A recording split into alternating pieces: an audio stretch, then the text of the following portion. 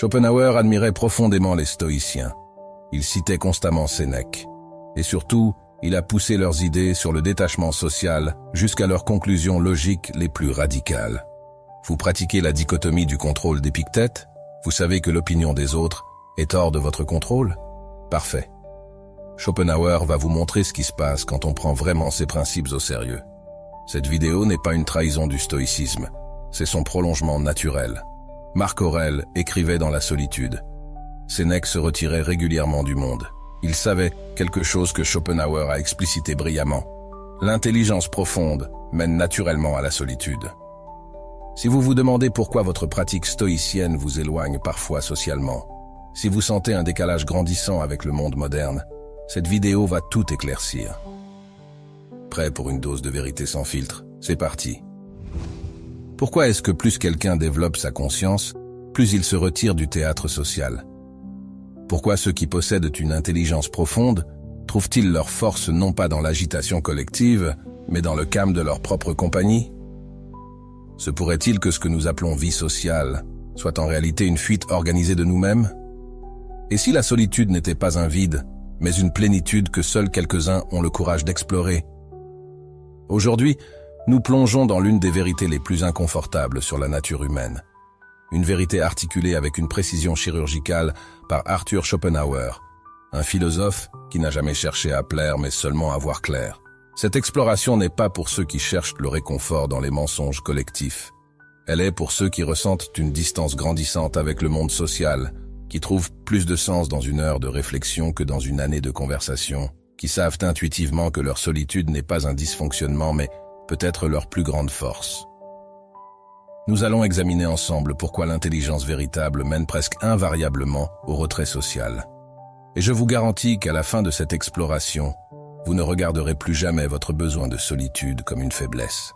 Avant de commencer, si vous êtes quelqu'un qui valorise la vérité même quand elle dérange, qui préfère la profondeur à la popularité, rejoignez cette communauté de penseurs. Abonnez-vous, activez les notifications et partagez dans les commentaires. Arthur Schopenhauer a observé une réalité que notre époque hyper connectée refuse de voir. La majeure partie de ce que nous appelons socialisation est une forme sophistiquée de bruit mental. Mais il ne parlait pas seulement du bruit sonore des conversations sans fin. Il parlait du bruit psychologique, les opinions non sollicitées qui polluent notre jugement, les émotions des autres qui contaminent notre état intérieur, les attentes sociales qui nous détournent de notre trajectoire authentique. Imaginez votre esprit comme un lac de montagne. Dans la solitude, ce lac devient parfaitement immobile, permettant de voir jusqu'au fond avec une clarté absolue. Chaque interaction sociale est comme une pierre jetée dans cette eau. Une pierre, 2 pierres, 100 pierres. Bientôt, la surface est si agitée que vous ne voyez plus rien. Ni le fond, ni même votre propre reflet. C'est exactement ce que Schopenhauer diagnostiquait avec une lucidité implacable. Pour lui, l'individu moyen vit dans un état de turbulence mentale perpétuelle. Non seulement le chaos externe des villes, des médias, des sollicitations constantes, mais surtout le chaos interne. Les pensées des autres qui deviennent nos pensées, les désirs des autres qui deviennent nos désirs, les peurs collectives qui deviennent nos angoisses personnelles. L'esprit intelligent commence rapidement à percevoir cette contamination. Vous savez exactement de quoi je parle si vous avez déjà quitté une réunion en vous demandant pourquoi vous vous sentiez soudainement anxieux alors que vous étiez calme en arrivant. Si vous avez remarqué que certaines personnes drainent littéralement votre énergie, vous laissant épuisé après quelques minutes de conversation. Si vous avez réalisé que la plupart des opinions que vous exprimez en société ne sont même pas vraiment les vôtres. Ce n'est pas de la misanthropie, c'est de la lucidité. Les grands esprits de l'histoire l'ont tous compris, chacun à sa manière. Marc Aurèle, empereur de Rome et philosophe stoïcien, se retirait régulièrement dans ses quartiers privés pour écrire ses pensées, fuyant délibérément les banquets et les flatteurs de la cour. Il écrivait « Nulle retraite n'est plus tranquille ni moins troublée pour l'homme que celle qu'il trouve en son âme ». Sénèque, conseiller de Néron, passait des heures seul dans sa bibliothèque malgré les invitations constantes de l'élite romaine. Épictète enseignait que la foule est le refuge de la médiocrité. Schopenhauer, profondément influencé par ses stoïciens, mais aussi par sa propre observation impitoyable de la nature humaine, a compris que ce que nous appelons connexion sociale est souvent son exact opposé, une déconnexion de soi. Quand vous êtes constamment entouré, quand vous répondez perpétuellement aux stimuli externes, quand vous adaptez continuellement votre comportement aux attentes des autres, vous perdez le fil de votre propre pensée, de votre propre volonté, de votre propre essence. Voici la première vérité difficile. Chaque fois que vous modifiez votre comportement pour bien passer en société, vous renforcez un personnage qui n'est pas vous. C'est comme porter un masque si longtemps que les muscles de votre visage finissent par adopter sa forme. Après des années de cette mascarade sociale, beaucoup ne savent plus qui ils sont vraiment sous le déguisement. La recherche moderne en psychologie confirme ce que Schopenhauer observait. Le cerveau humain possède des neurones miroirs qui nous font automatiquement imiter les états émotionnels et mentaux de ceux qui nous entourent. C'est un mécanisme de survie ancestrale, utile quand nous vivions en petites tribus. Mais dans nos sociétés modernes surpeuplées, c'est devenu un handicap. Nous absorbons involontairement les névroses, les anxiétés, les limitations mentales de dizaines, voire de centaines de personnes chaque jour. Les personnes intelligentes ressentent cette absorption comme une agression. Leur système nerveux plus sensible, leur conscience plus aiguë, leur capacité d'observation plus développée les rendent particulièrement vulnérables à cette pollution mentale.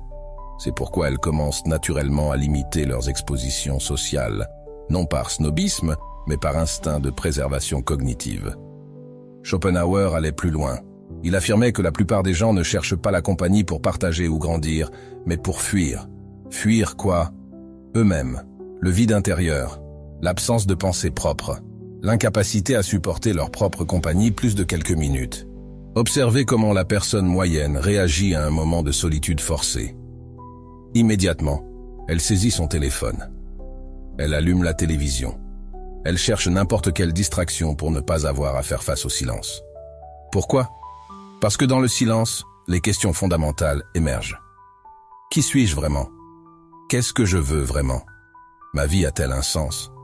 Ces questions sont terrifiantes pour qui n'a jamais développé de vie intérieure. Alors on fuit dans le social, dans le divertissement, dans le bruit. On remplit chaque moment de stimulation externe pour ne jamais avoir à regarder à l'intérieur. Mais l'individu intelligent ne peut pas fuir indéfiniment. Son esprit exige de la cohérence, de la profondeur, du sens. Les conversations superficielles le frustrent. Les rituels sociaux vides l'épuisent. Les jeux de pouvoir et de statut lui paraissent absurdes. Progressivement, inévitablement, il commence à préférer sa propre compagnie à celle de la foule. Schopenhauer identifiait un phénomène fascinant. En société, nous ne montrons jamais notre vrai visage. Nous présentons une version édulcorée, acceptable, conforme. Mais cette performance constante a un coût énergétique énorme. C'est épuisant de maintenir une façade, de surveiller ses mots, de calculer ses réactions. Pensez-y concrètement.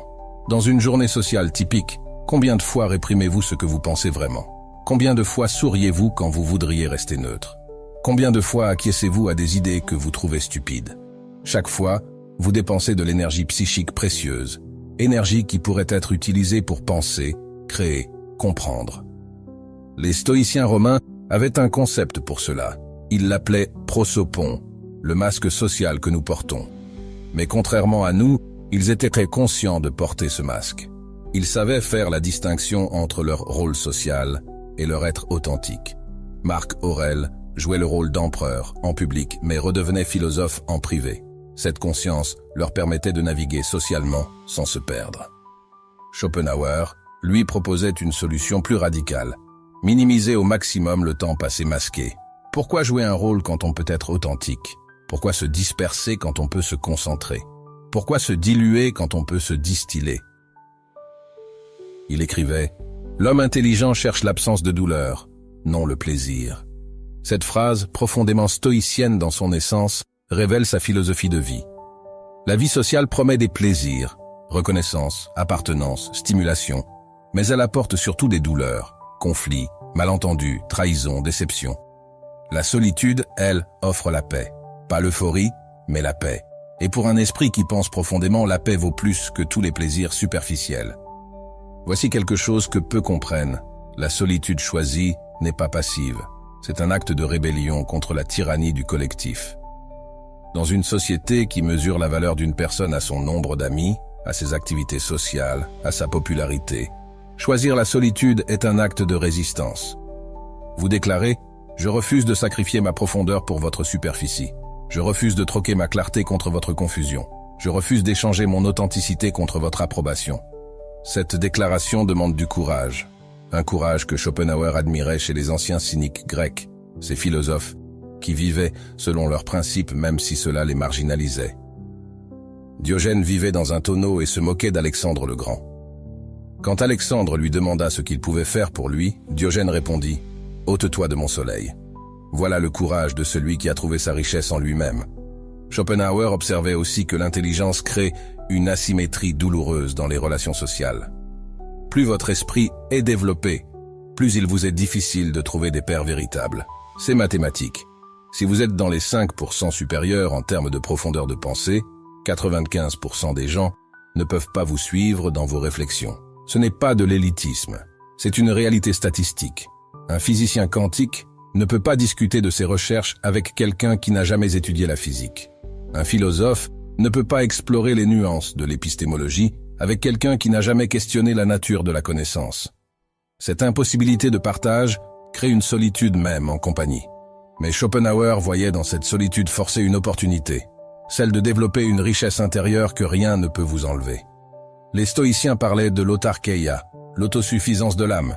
Quand vous développez vos ressources intérieures, votre capacité de penser, votre imagination, votre créativité, vous devenez votre propre compagnie, votre propre divertissement, votre propre source de satisfaction. Épictète, né esclave et devenu philosophe, enseignait que la vraie liberté ne vient pas des circonstances externes, mais de la maîtrise de soi. Il disait « Aucun homme n'est libre s'il n'est maître de lui-même ». Cette maîtrise s'acquiert dans la solitude, dans la confrontation directe avec ses propres pensées, ses propres démons, ses propres limitations. Schopenhauer a poussé cette idée plus loin. Pour lui, la solitude n'est pas seulement le lieu de la maîtrise de soi, c'est le lieu de la création de soi. Loin des influences externes, des opinions parasites, des pressions sociales, vous pouvez enfin découvrir qui vous êtes vraiment.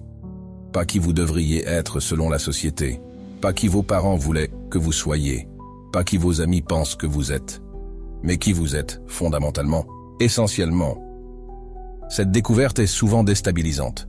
Beaucoup découvrent qu'ils ne sont pas qui ils croyaient être, que leurs opinions n'étaient pas les leurs, que leurs désirs étaient des implants sociaux, que leur personnalité était une construction. Cette réalisation peut être terrifiante, mais c'est le prix de l'authenticité. Les stoïciens avaient une pratique qu'ils appelaient prosoche, l'attention continue à soi-même. Pas le narcissisme, mais l'observation vigilante de ses propres pensées, réactions, motivations. Cette pratique nécessite du silence, de l'espace, de la solitude. Comment observer vos pensées si votre esprit est constamment bombardé de stimuli externes? Schopenhauer pratiquait cette auto-observation avec une rigueur monastique. Ses journées étaient structurées pour maximiser la clarté mentale. Lever tôt, longue marche solitaire, lecture intensive, écriture concentrée, coucher tôt. Pas de soirée, pas de bavardage, pas de distraction. Cette discipline lui a permis de produire une œuvre philosophique d'une profondeur et d'une cohérence remarquables. Mais attention, Schopenhauer ne prônait pas l'isolement total. Il distinguait la solitude choisie de l'isolement subi. La première est source de force, le second de souffrance. La différence? L'intention et la capacité. L'intention, choisir la solitude par désir de croissance, pas par peur des autres. La capacité, avoir développé suffisamment de ressources intérieures pour que la solitude soit féconde, pas vide. C'est pourquoi il disait que la solitude est supportable seulement pour celui qui a quelque chose en lui. Si votre esprit est vide, la solitude devient un miroir de ce vide, insupportable. Mais si votre esprit est plein d'idées, de projets, de questions, de créativité, alors la solitude devient un laboratoire où ces richesses peuvent s'épanouir. Parlons maintenant de quelque chose de crucial, la solitude comme protection de l'intégrité intellectuelle. Schopenhauer avait observé un phénomène qu'il appelait la contamination des idées. En société, les idées médiocres se propagent comme des virus. Une opinion stupide mais populaire peut infecter même les esprits brillants s'ils y sont exposés assez longtemps. Prenez n'importe quel mode intellectuel, n'importe quelle hystérie collective, n'importe quelle croyance populaire non examinée. Comment se propage-t-elle? Par la répétition sociale. Plus vous entendez une idée, même absurde, plus elle semble plausible. C'est ce que les psychologues modernes appellent l'effet de simple exposition. La solitude est le seul antidote à cette contamination. Seul, vous pouvez examiner chaque idée avec rigueur, sans la pression de conformité. Vous pouvez suivre la logique jusqu'au bout, même si elle mène à des conclusions impopulaires. Vous pouvez remettre en question les évidences, défier les consensus, penser l'impensable. Les stoïciens pratiquaient ce qu'ils appelaient l'examen de conscience. Chaque soir, ils revisitaient leurs actions et pensées de la journée, identifiant où ils avaient failli à leurs principes. Cette pratique demande une honnêteté brutale qu'on ne peut avoir qu'avec soi-même, dans la solitude. En public, on justifie, on rationalise, on se ment. Seul, on ne peut plus tricher. Schopenhauer allait encore plus loin dans son analyse. Il affirmait que la créativité authentique ne peut naître que dans la solitude. Pourquoi? Parce que créer vraiment, ce n'est pas combiner des idées existantes comme des briques de Lego. C'est toucher quelque chose de nouveau, d'original, qui vient des profondeurs de l'être. Cette profondeur n'est accessible que dans le silence. Le bruit social reste à la surface. Les conversations restent dans le connu. Les interactions sociales renforcent les schémas existants. Mais dans la solitude, vous pouvez descendre dans les caves de votre psyché, où se cachent les trésors de l'originalité. Regardez les grandes œuvres de l'humanité, les symphonies de Beethoven, composées dans la surdité qui l'isolait, les équations d'Einstein, découvertes dans la solitude de son bureau de brevet, les méditations de Descartes, écrites dans l'isolement d'un poêle hollandais, les essais de Montaigne, rédigés dans la tour de son château, loin du monde. La solitude créatrice n'est pas stérile. Elle est enceinte de possibilités. Mais cette grossesse demande du temps, du silence, de l'espace. Les idées vraiment nouvelles ne naissent pas dans le brainstorming collectif, mais dans la rumination solitaire. Schopenhauer lui-même en est la preuve vivante. Son œuvre majeure, Le Monde comme volonté et représentation, n'est pas née de discussions académiques, mais de années de réflexion solitaire.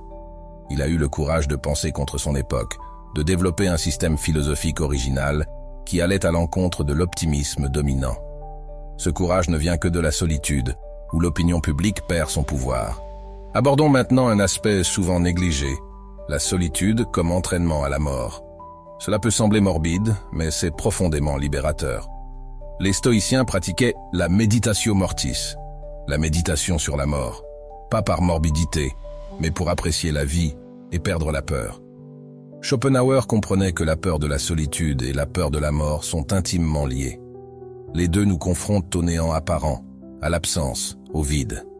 Mais celui qui a appris à habiter sa solitude a appris à habiter ce vide. Il découvre que ce n'est pas un vide, mais une plénitude différente. Au moment de mourir, vous serez seul. Personne ne peut vous accompagner dans ce passage. Si vous avez pratiqué la solitude, ce moment ne sera pas effrayant, ce sera familier. Vous aurez déjà traversé de multiples morts, la mort de vos illusions, de vos attachements, de vos identités superficielles. Les moines zen ont un koan. Quel était votre visage avant la naissance de vos parents?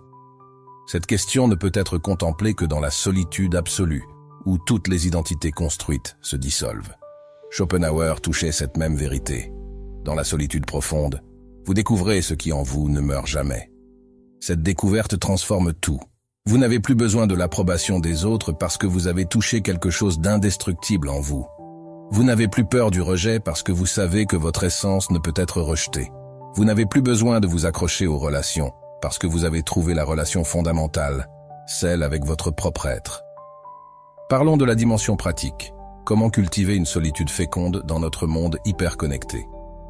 Schopenhauer avait ses routines, mais nous devons adapter ces insights à notre époque. D'abord, la solitude digitale. Schopenhauer n'avait pas de smartphone, mais s'il en avait eu un, il l'aurait certainement jeté par la fenêtre. Ces appareils sont des machines à détruire la solitude. Même seul physiquement, vous restez connecté au bavardage collectif. Les notifications sont comme des intrus qui violent constamment votre espace mental. La vraie solitude aujourd'hui demande une déconnexion radicale. Pas seulement éteindre son téléphone, mais créer des périodes régulières de jeûne digital complet. Des heures, des jours si possible, où aucune information externe n'entre dans votre esprit. C'est dans ces périodes que votre pensée propre peut enfin émerger. Ensuite, la solitude ambulatoire. Schopenhauer marchait 2 heures chaque jour, seul, sans but précis. Cette pratique combine mouvement physique et liberté mentale. Marcher seul, sans musique, sans podcast, sans distraction, permet à l'esprit de vagabonder, de faire des connexions inattendues, de résoudre des problèmes sans effort conscient. Les neurosciences confirment, le cerveau en mouvement dans la nature entre dans un état unique, propice à la créativité et à la résolution de problèmes. C'est ce que les philosophes péripatéticiens savaient intuitivement. Les meilleures idées viennent en marchant. La solitude matinale est aussi cruciale. Schopenhauer se levait à l'aube quand le monde dort encore. Ces heures précieuses, avant que le bruit du jour ne commence, sont les plus propices à la pensée claire. C'est le moment où votre esprit est frais, non pollué par les interactions de la journée. Marc Aurèle écrivait ses méditations le matin, avant de devoir endosser le rôle d'empereur. Ses écrits, jamais destinés à la publication, sont parmi les plus profonds de la philosophie stoïcienne. Ils n'auraient pas pu être écrits dans le tumulte de la cour impériale. La solitude créative demande aussi un espace dédié. Virginia Woolf parlait d'une chambre à soi. Schopenhauer avait son bureau, son sanctuaire où personne n'était admis. Cet espace physique devient un espace mental, un lieu où votre esprit sait qu'il peut se déployer sans contrainte. Mais la forme la plus importante de solitude est ce que j'appelle la solitude intérieure portable. C'est la capacité de rester centré même en société, de maintenir un espace de silence intérieur même dans le bruit. C'est ce que les stoïciens maîtrisaient, être dans le monde sans être du monde. Cette solitude intérieure se cultive par la pratique régulière. Méditation, contemplation, écriture introspective. Peu importe la méthode, l'important est la régularité. Chaque jour, vous devez visiter ce lieu silencieux en vous, le nettoyer, l'agrandir, le fortifier. Schopenhauer avait compris quelque chose de fondamental sur la nature humaine. Nous sommes des êtres divisés. Une partie de nous aspire à la connexion, l'autre à la solitude. Une partie veut appartenir, l'autre veut être unique. Cette division crée une tension permanente. La plupart des gens résolvent cette tension en supprimant leur besoin de solitude. Ils s'étourdissent de social, se noient dans le collectif. Mais le prix est élevé. Ils perdent leur individualité, leur créativité, leur profondeur. Les individus exceptionnels font le choix inverse. Ils acceptent la tension. Ils cultivent leur solitude tout en restant capables d'interaction sociale quand nécessaire. Ils deviennent des amphibies existentiels, capables de vivre dans 2 mondes. Ce choix a un prix. La solitude profonde vous change. Vous ne pouvez plus participer innocemment aux rituels sociaux. Vous voyez trop clairement les jeux de pouvoir, les masques, les mensonges polis. Cette lucidité peut être douloureuse. C'est ce que Schopenhauer appelait la souffrance de voir. Mais cette souffrance est préférable à l'aveuglement. Comme disait Sénèque, toute vérité passe par 3 stades. D'abord, elle est ridiculisée. Ensuite, elle est violemment combattue. Enfin, elle est acceptée comme évidente. La vérité de la nécessité de la solitude en est encore au 2e stade dans notre société. Nous vivons dans une culture qui pathologise la solitude. On parle d'isolement social comme d'une maladie. On mesure le bien-être au nombre de connexions sociales. On prescrit de la socialisation comme on prescrirait un médicament. Cette obsession du social cache une peur profonde, la peur de soi-même. Car, que trouve-t-on quand on est vraiment seul? Ses propres pensées, non filtrées, ses propres émotions, non diluées, sa propre existence, non validée par le regard des autres. Pour beaucoup, c'est insupportable. Mais pour celui qui a développé une vie intérieure riche, c'est un trésor. Schopenhauer comparait l'homme intelligent en solitude à un roi dans son royaume. Tout lui appartient. Il n'a besoin de l'autorisation de personne pour penser, ressentir, créer. Cette souveraineté intérieure est le but ultime de la philosophie selon les stoïciens. Épictète enseignait que nous ne contrôlons pas les événements externes, seulement nos réactions internes. Cette maîtrise s'acquiert dans la solitude, où nous apprenons à observer nos réactions sans les juger, à les comprendre, à les transformer. Schopenhauer a ajouté une dimension importante. La solitude révèle notre volonté fondamentale. Derrière tous nos désirs sociaux, reconnaissance, amour, succès, se cache une volonté plus profonde, plus primitive. Cette volonté ne peut être comprise que dans le silence, quand tous les désirs superficiels se taisent. Cette compréhension mène à ce que Schopenhauer appelait la négation de la volonté de vivre. Non pas le suicide, mais la transcendance du désir compulsif. Quand vous comprenez la nature de la volonté, vous pouvez choisir de ne plus être son esclave. Cette liberté ne s'acquiert que dans la solitude profonde. Les implications pratiques sont radicales. Si la solitude est nécessaire à l'intelligence profonde, alors nos systèmes éducatifs sont profondément dysfonctionnels. Ils forcent les enfants dans des groupes constants, découragent la réflexion solitaire, récompensent la conformité collective. De même, nos environnements de travail modernes, avec leurs open space et leur travail d'équipe obligatoire, sont antithétiques à la pensée profonde. Les entreprises se demandent pourquoi elles manquent d'innovation, tout en éliminant systématiquement les conditions nécessaires à la créativité. Solitude, silence, temps non structuré. Schopenhauer prédisait que la société deviendrait de plus en plus hostile à la solitude. Il avait raison. Nous vivons dans un monde où être seul est suspect, où ne pas avoir de réseaux sociaux est bizarre, où préférer un livre à une soirée est antisocial. Mais cette hostilité révèle une peur. La société craint l'individu qui pense par lui-même, qui n'a pas besoin du groupe pour valider ses idées. Un tel individu est dangereux pour l'ordre établi. Il peut remettre en question, critiquer, proposer des alternatives. C'est pourquoi la solitude est un acte politique autant que personnel. En choisissant la solitude, vous déclarez votre indépendance intellectuelle. Vous refusez d'être un simple nœud dans le réseau social. Vous revendiquez votre droit de penser par vous-même. Cette revendication demande du courage. Le courage d'être impopulaire. Le courage d'être incompris. Le courage d'être seul. Mais comme disait Caton l'Ancien, cité par les stoïciens, je préfère que l'on se demande pourquoi il n'y a pas de statue de Caton plutôt que pourquoi il y en a une. Schopenhauer avait ce courage. Il a vécu selon ses principes, même si cela signifiait une vie relativement isolée. Il n'a pas sacrifié sa vision pour la popularité. Il n'a pas dilué ses idées pour plaire. Il a choisi la vérité plutôt que l'approbation, la profondeur plutôt que la largeur. Son exemple nous montre que la solitude n'est pas une punition, mais un privilège. Le privilège de ceux qui ont assez de substance intérieure pour se suffire à eux-mêmes. Le privilège de ceux qui préfèrent leur propre compagnie à celle des médiocres. Le privilège de ceux qui ont trouvé en eux-mêmes un univers à explorer. Mais attention à ne pas romantiser la solitude. Elle a ses dangers. L'écho-chambre mentale, où vos propres idées se renforcent sans contradiction. La perte de perspective qu'apporte le regard des autres. Le risque de développer des idées fixes, des obsessions, des paranoïas. C'est pourquoi Schopenhauer ne prônait pas l'ermitage permanent.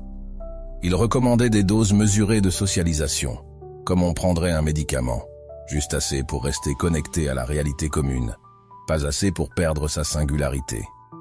Les stoïciens avaient une belle métaphore. L'homme sage est comme un promontoire rocheux dans la mer. Les vagues de la société viennent s'y briser, mais il reste immobile, solide, imperturbable. Il est dans l'océan social mais pas submergé par lui. Cette position demande un équilibre délicat. Trop de solitude et vous perdez le contact avec l'humanité. Trop de socialisation et vous perdez le contact avec vous-même. L'art est de trouver votre proportion optimale, qui dépend de votre tempérament, de votre niveau de développement intérieur, de vos objectifs de vie. Pour certains, ce sera 80% de solitude, 20% de social. Pour d'autres, 60 à 40. L'important est d'être honnête sur vos besoins réels, pas sur ce que la société dit que vous devriez vouloir. Schopenhauer nous rappelle aussi que la qualité importe plus que la quantité. 1 heure de conversation profonde, avec un esprit compatible, vaut plus que des années de bavardage superficiel. Un ami qui comprend votre besoin de solitude vaut plus que 100 connaissances qui insistent pour vous sortir. C'est là que sa philosophie rejoint celle d'Aristote sur l'amitié véritable. L'amitié authentique ne demande pas la présence constante. Elle survit, même prospère, dans la distance. 2 esprits profonds peuvent ne pas se voir pendant des mois et reprendre leur conversation exactement où ils l'avaient laissée. Cette forme d'amitié est rare. Schopenhauer estimait qu'on a de la chance si on trouve 2 ou 3 telles personnes dans une vie. Mais ces quelques relations profondes valent plus que des milliers de connexions superficielles. Le paradoxe est que c'est souvent dans la solitude qu'on devient capable de vraie amitié. Quand vous n'avez plus besoin des autres pour combler un vide, vous pouvez les apprécier pour ce qu'ils sont, pas pour ce qu'ils vous apportent. L'amitié devient un choix, pas une nécessité. Parlons maintenant de l'objection évidente. Mais l'homme est un animal social, c'est vrai. Nous avons évolué en groupe, notre cerveau est câblé pour la connexion. La solitude prolongée peut causer des dommages psychologiques réels. Schopenhauer ne niait pas cela. Il observait simplement que ce qui est vrai pour l'espèce ne l'est pas forcément pour l'individu exceptionnel. L'évolution optimise pour la moyenne, pas pour les extrêmes. Ce qui convient à la majorité peut être toxique pour la minorité pensante. C'est comme la nutrition. La diète optimale pour la population générale peut être inadéquate pour l'athlète de haut niveau. De même, le niveau de socialisation optimal pour la personne moyenne peut être étouffant pour le penseur profond. Reconnaître cela demande de l'humilité inversée. Non pas se croire supérieur, mais accepter sa différence. Accepter que vos besoins ne correspondent pas à la norme. Accepter que ce qui rend les autres heureux vous rend misérable, et vice-versa. Cette acceptation est libératrice. Vous cessez de vous forcer dans des moules qui ne vous conviennent pas. Vous cessez de vous sentir coupable de vos préférences. Vous cessez de prétendre apprécier ce qui vous épuise. Schopenhauer nous offre aussi une consolation. Si vous vous sentez aliéné par la société, c'est peut-être bon signe. Cela signifie que votre esprit n'a pas été complètement colonisé, que vous avez maintenu une certaine indépendance de pensée, que vous n'êtes pas devenu un simple rouage de la machine sociale. Cette aliénation peut être douloureuse, mais c'est la douleur de la croissance. Comme une plante qui brise le sol pour chercher la lumière. La facilité sociale est souvent le signe d'une pensée superficielle. La difficulté sociale peut indiquer une profondeur en développement. Mais, et c'est crucial, cette difficulté ne doit pas devenir de l'amertume. Le danger de la solitude prolongée est de développer du ressentiment envers l'humanité, de voir les autres comme des idiots, des moutons, des automates. Schopenhauer lui-même flirtait parfois avec cette misanthropie. Mais dans ses meilleurs moments, il comprenait que chacun fait ce qu'il peut avec ce qu'il a. Que la superficialité des autres n'est pas forcément de la mauvaise volonté, mais de l'incapacité. Que nous sommes tous limités, juste de manière différente. Cette compréhension mène à la compassion. Non pas la compassion condescendante de celui qui se croit supérieur, mais la compassion authentique de celui qui reconnaît la souffrance universelle. Car au fond, que cherchent ceux qui fuient dans le social? La même chose que celui qui fuit dans la solitude, l'apaisement de la souffrance existentielle. Les chemins diffèrent, mais la destination est la même. Certains cherchent la paix dans la foule, d'autres dans la solitude. Certains dans le bruit, d'autres dans le silence. Aucun chemin n'est intrinsèquement supérieur. C'est une question d'adéquation personnelle. Schopenhauer nous invite finalement à une honnêteté radicale. Quel est votre chemin authentique? Non pas celui que vos parents ont tracé pour vous, non pas celui que la société attend, non pas celui qui impressionne, mais celui qui correspond à votre nature profonde. Pour beaucoup, ce sera effectivement un chemin solitaire.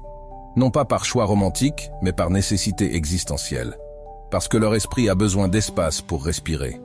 Parce que leur créativité demande du silence. Parce que leur authenticité exige de la solitude. Si c'est votre cas, Schopenhauer vous offre non seulement une justification philosophique, mais aussi une stratégie pratique. Il vous montre comment transformer ce qui pourrait être vécu comme une malédiction en bénédiction. Comment faire de votre différence une force, car au final, c'est de cela qu'il s'agit. Non pas de fuir le monde, mais de trouver votre juste place en lui. Non pas de haïr l'humanité, mais de l'aimer depuis une distance qui préserve votre intégrité. Non pas de vous isoler, mais de vous connecter d'abord à vous-même, pour pouvoir ensuite vous connecter authentiquement aux autres. La solitude, selon Schopenhauer, n'est pas une fin, mais un moyen. Le moyen de devenir qui vous êtes vraiment. Le moyen de développer vos capacités uniques. Le moyen de contribuer quelque chose d'original au monde. Car voici le paradoxe final. C'est souvent ceux qui se retirent temporairement du monde qui lui apportent le plus. Les innovations, les œuvres d'art, les découvertes scientifiques, les insights philosophiques. Tous naissent dans la solitude avant d'enrichir la collectivité. Einstein, travaillant seul sur la relativité, a plus contribué à l'humanité que s'il avait passé ce temps dans des cocktails. Beethoven, composant dans sa surdité solitaire, nous a donné plus que s'il avait été mondain. Schopenhauer, philosophant dans son isolement relatif, nous a légué plus que s'il avait été populaire. Cette contribution différée justifie moralement la solitude. Vous ne vous retirez pas par égoïsme, mais pour pouvoir donner quelque chose de plus substantiel. Vous ne fuyez pas vos responsabilités sociales, vous les remplissez différemment. Bien sûr, tout le monde ne peut pas être Einstein ou Beethoven, mais chacun peut, à son niveau, transformer sa solitude en contribution. Que ce soit par une idée originale, une création modeste, ou simplement en devenant un exemple vivant, qu'une autre façon de vivre est possible. Car c'est peut-être là la contribution la plus importante. Montrer par l'exemple que la course sociale n'est pas obligatoire, que le bonheur peut se trouver dans la simplicité solitaire, que la richesse intérieure vaut plus que la reconnaissance extérieure. Dans notre monde obsédé par la connexion, la visibilité, la validation sociale, votre solitude choisie est un acte de résistance. Vous rappelez que l'humain n'est pas qu'un animal social. Il est aussi un être pensant, créatif, contemplatif, qui a besoin de silence pour s'épanouir. Alors, comment conclure cette exploration? Peut-être en reconnaissant que Schopenhauer nous a légué non pas une prescription universelle, mais une permission. La permission de honorer notre besoin de solitude sans culpabilité. La permission de choisir la profondeur plutôt que l'étendue. La permission d'être qui nous sommes vraiment, même si cela signifie être seul. Cette permission est précieuse dans un monde qui nous pousse constamment vers l'extérieur, qui nous dit que notre valeur se mesure à notre sociabilité, qui nous fait croire que la solitude est un échec. Schopenhauer nous rappelle que c'est peut-être l'inverse, que la vraie faillure est de perdre son âme dans le bruit collectif, que le vrai succès est de préserver son intégrité intellectuelle, que la vraie richesse est intérieure, invisible, incommunicable. Si vous ressentez l'appel de la solitude, n'y résistez plus. Ce n'est pas une pathologie à soigner, mais peut-être votre plus grande force. C'est le signe que votre esprit demande de l'espace pour grandir, que votre créativité cherche le silence pour s'exprimer, que votre authenticité refuse les compromis. Bien sûr, trouvez votre équilibre. Ne tombez pas dans l'isolement destructeur. Maintenez quelques connexions profondes. Gardez un pied dans le monde commun. Mais n'ayez plus honte de votre préférence pour la solitude. Car en fin de compte, comme Schopenhauer l'a montré par sa vie et son œuvre, c'est dans la solitude que l'esprit humain atteint ses plus hauts sommets. C'est là que la pensée devient profonde, que la créativité devient authentique, que l'individu devient véritablement individuel.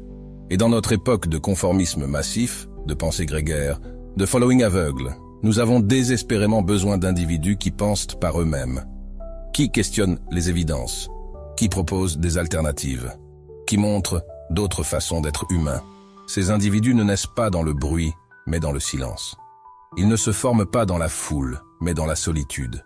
Ils n'émergent pas du consensus, mais de la réflexion solitaire. Peut-être êtes-vous l'un d'eux. Peut-être que votre malaise social n'est pas un défaut, mais un appel. Peut-être que votre besoin de solitude n'est pas une faiblesse, mais votre plus grande force potentielle. Schopenhauer vous dirait, honorez ce besoin, cultivez cette force. Développez cette singularité, non pas par orgueil, mais par responsabilité. Responsabilité envers votre potentiel unique. Responsabilité envers la vérité que vous seul pouvez découvrir. Responsabilité envers la contribution que vous seul pouvez apporter. Le monde a besoin de ces solitaires, de ces penseurs isolés, de ces créateurs retirés. Ils sont les laboratoires où le futur se prépare, les forges où les idées nouvelles se forgent, les matrices où les transformations s'opèrent. Si vous faites partie de cette tribu silencieuse, sachez que vous n'êtes pas vraiment seul. À travers le temps et l'espace, une confrérie invisible vous lie à tous ceux qui ont choisi la profondeur solitaire plutôt que la superficie sociale. De Héraclite dans sa grotte à taureaux dans sa cabane, de Montaigne dans sa tour à Schopenhauer dans son bureau, une lignée ininterrompue de solitaires créatifs ont préparé le chemin.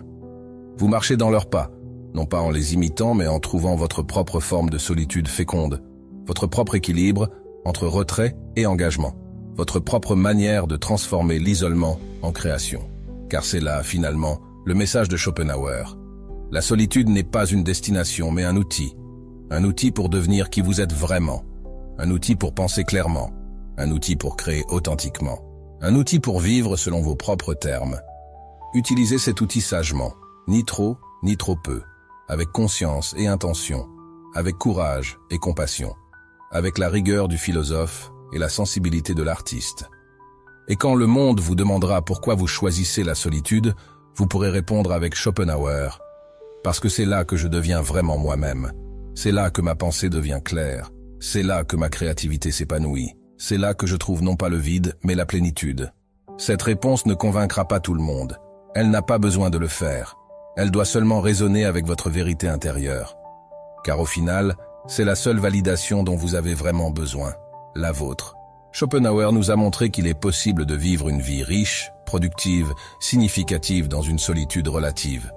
que le retrait social n'est pas forcément un échec mais peut-être un choix conscient et fructueux, que l'intelligence profonde et la socialité intense sont souvent incompatibles et que c'est OK. Son exemple continue d'inspirer, 2 siècles plus tard, tous ceux qui sentent l'appel de la solitude mais ont été conditionnés à le craindre. Il nous donne la permission philosophique de suivre notre instinct solitaire. Il nous offre les arguments rationnels pour justifier notre choix. Il nous montre les fruits possibles de ce chemin moins fréquenté. Mais surtout, il nous rappelle une vérité fondamentale. Vous avez le droit de vivre selon votre nature profonde. Si cette nature est solitaire, contemplative, introspective, c'est non seulement acceptable mais précieux. Le monde a besoin de sa diversité cognitive. Il a besoin de ses extravertis et de ses introvertis, de ses sociaux et de ses solitaires, de ses connecteurs et de ses penseurs profonds. En honorant votre nature solitaire, vous ne vous détournez pas de l'humanité. Vous lui offrez ce que vous seul pouvez offrir, les fruits d'une pensée non contaminée par le conformisme, d'une créativité non diluée par le compromis, d'une authenticité non négociée contre l'approbation. Ces fruits peuvent prendre du temps à mûrir. La solitude est un investissement à long terme, mais quand ils arrivent à maturité, ils nourrissent non seulement vous, mais potentiellement des générations. Pensez aux méditations de Marc Aurèle, écrites dans la solitude pour lui-même, qui inspirent encore des millions. Pensez aux carnets de Léonard de Vinci, remplis dans l'isolement, qui continuent d'émerveiller. Pensez aux essais de Montaigne, composés dans sa retraite, qui restent d'une modernité stupéfiante. Votre solitude, si elle est bien utilisée, peut produire quelque chose d'éternel. Pas forcément une œuvre publiée, mais peut-être une transformation personnelle qui irradie. Pas forcément une découverte scientifique, mais peut-être une sagesse vécue qui inspire. Pas forcément une création artistique, mais peut-être une authenticité qui libère. Car voici le secret final. La solitude bien vécue vous transforme en quelqu'un que les autres veulent vraiment rencontrer.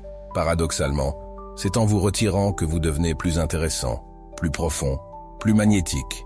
Les gens sont attirés par ceux qui n'ont pas besoin d'eux, qui ont trouvé en eux-mêmes une source de satisfaction. Alors, mes amis penseurs, mes compagnons de solitude, laissez-moi vous laisser avec cette invitation. Cessez de vous excuser pour votre besoin de solitude. Cessez de le voir comme un défaut à corriger. Commencez à le voir comme votre super pouvoir secret, votre avantage compétitif dans un monde de bruit. Cultivez-le consciemment, protégez-le farouchement, utilisez-le sagement. Et regardez comment votre vie se transforme quand vous cessez de la disperser dans le social superficiel et commencez à la concentrer dans la solitude profonde. Schopenhauer avait raison. Les esprits vraiment intelligents finissent par abandonner la vie sociale conventionnelle. Non pas par haine, mais par nécessité. Non pas par faiblesse, mais par force. Non pas par peur, mais par courage. Le courage de penser par soi-même. Le courage de ressentir profondément. Le courage de créer authentiquement. Le courage d'être seul. Ce courage, vous l'avez. Sinon, vous n'auriez pas écouté jusqu'ici. Vous auriez fui dans le divertissement, dans le social, dans le bruit. Mais vous êtes resté. Vous avez écouté. Vous avez raisonné. Cela signifie que vous êtes prêt. Prêt à embrasser votre nature solitaire. Prêt à cesser de lutter contre elle. Prêt à la transformer en force. Le chemin ne sera pas toujours facile.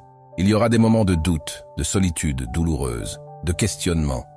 Mais il y aura aussi des moments de clarté cristalline, de créativité explosive, de paix profonde que seule la solitude peut offrir.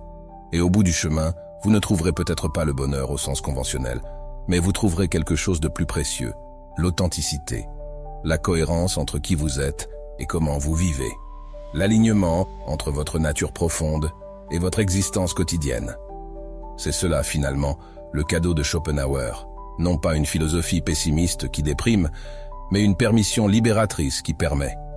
La permission d'être différent, la permission d'être solitaire, la permission d'être vous-même. Prenez cette permission, utilisez-la, vivez-la, et découvrez par vous-même pourquoi les esprits les plus profonds ont toujours choisi la cathédrale du silence plutôt que le marché du bruit. Dans ce silence, dans cette solitude, vous ne perdez pas le monde. Vous le gagnez enfin, dans sa vérité nue, sans les filtres de l'illusion collective. Et cette vérité, aussi dure soit-elle parfois, vaut tous les mensonges réconfortants du conformisme social. Bienvenue dans la confrérie des solitaires lucides. Schopenhauer vous attend dans la bibliothèque du silence, souriant de son sourire énigmatique, sachant que vous avez enfin compris. La solitude n'est pas le problème. c'est la solution.